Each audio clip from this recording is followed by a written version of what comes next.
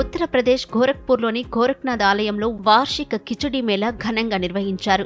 ఈ కార్యక్రమంలో పాల్గొన్న యూపీ ముఖ్యమంత్రి యోగి ఆదిత్యనాథ్ సాంప్రదాయం ప్రకారం అక్కడి దేవుడికి కిచడీని సమర్పించారు.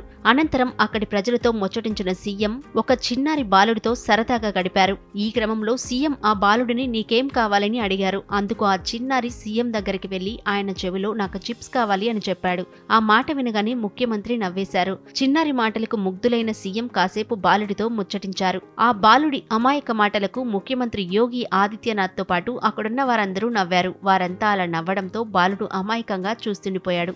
దీనికి సంబంధించిన వీడియో సోషల్ మీడియాలో వైరల్గా మారింది. దీనిపై నెటిజన్స్ సరదాగా స్పందిస్తున్నారు. ఏమీ తెలియని వయసులో చిన్నారులకు ఆట వస్తువులు, ఆహారంపైనే దృష్టి ఉంటుందని, అందుకే ఆ చిన్నారి అలా అడిగి ఉండొచ్చన్నారు.